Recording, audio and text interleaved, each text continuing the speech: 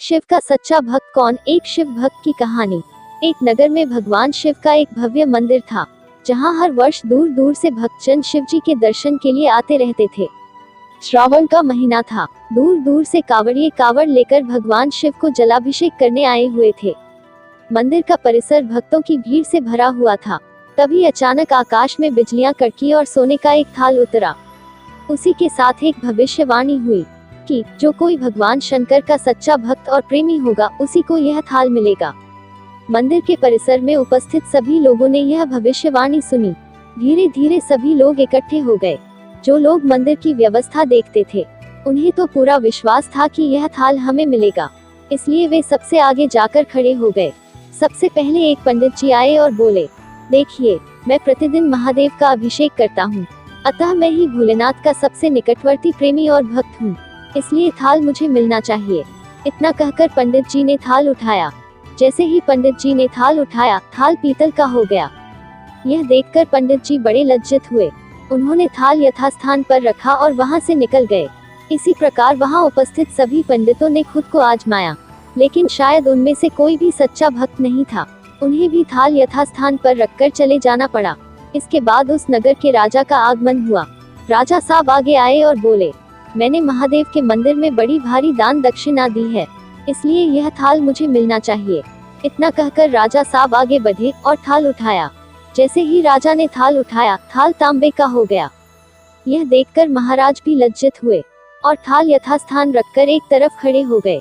इसके बाद इसी तरह एक से बढ़कर एक दानी महात्मा और भक्त पधारे और थाल उठाया, लेकिन किसी के हाथ में कुछ और किसी के हाथ में कुछ हो गया, लेकिन सोने का नहीं रहा। तब लोगों को पता चला कि हम में से कोई भी महादेव का सच्चा भक्त नहीं है। उसी समय एक किसान का आगमन हुआ।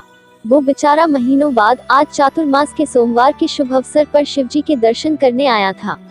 गरीबी और गृहस्थी के बोझ तले दबा दिन रात खेतों में मेहनत मजदूरी करके अपना और अपने परिवार का गुजारा करता था। अभी रास्ते में आ ही रहा था कि कोई भिखारी मिल गया और कुछ खाने को मांगने लगा। इस किसान को दया आ गई। अपने खाने के लिए जो खाना लाया था, वो उसने उस भिखारी को दे दिया। थाल के बारे में इसने भी सुना था, लेकिन इसने उस ओर कोई ध्यान ही नहीं दिया। सीधा मंदिर में गया और महादेव का पूजन करके बाहर आ गया। परिक्रमा करके जाने को हुआ, तभी पीछे से एक व्यक्ति बोला, भाई तुम भी थाल को उठाकर देख लो, हो सकता है तुम ही वह सच्चे भक्त हो जिसके लिए यह थाल आया है। किसान को लगा वह व्यक्ति उसका मजाक बना रहा है। किसान ने हंसते हुए कहा, भाई मैं तो कभी कोई पूजा पाठ भी नहीं करता, महीनों ने एक आध बार मंदिर आ पाता हूँ, मैं कायका का सच्चा भक्त। वह अजनबी बोला, भाई हम तो देख चुके हैं, हमारी भक्ति तो 2 कौड़ी की भी नहीं है, अब तुम भी अपना हाथ लगाकर देख लो। सोने का थाल मिले न मिले, किंतु पता चल जाएगा कि तुम्हारी भक्ति में कितनी सच्चाई है। लोगों के बहुत आग्रह करने पर आखिर उस भोले भाले किसान ने जाकर थाल उठा ही लिया। जैसे ही उसने थाल उठाया, लोगों के आश्चर्य का ठिकाना नहीं रहा। सोने का थाल रोशनी से चमचमाने लगा। यह देख सब लोगों में खुशियों की लहर दौड़ गई। सभी लोग उसके जयकारे लगाने लगे और पूछने लगे कि भाई तुम ही सच्चे भक्त हो, अब हमें भी बता दो कि कैसी भक्ति करते हो जिससे महादेव तुमसे इतने प्रसन्न है। तो किसान बोला, भाई मैं कोई भक्ति नहीं करता, मैं केवल दिन भर खेतों में काम करता हूँ और थोड़ा समय निकालकर जरूरतमंद लोगों की मदद करता हूँ।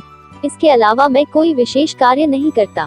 लोग पूछने लगे, तुम लोगों की मदद क्यों करते हो? हंसते हुए किसान बोला, सुकून। दूसरों के चेहरे पर मुस्कान देखकर मुझे जो आनंद और खुशी होती है, उसे मैं शब्दों में बयां नहीं कर सकता। शायद यही कारण है कि महादेव मुझसे खुश है।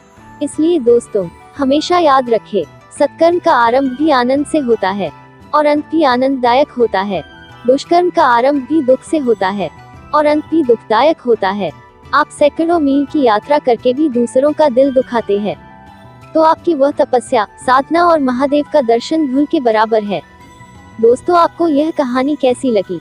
आप कमेंट करके जरूर बताएं। वीडियो को लाइक और शेयर करें। यदि आप हमारे चैनल पर नए हैं, तो हमारे चैनल को सब्सक्राइब जरूर करें। धन्यवाद मित्रों।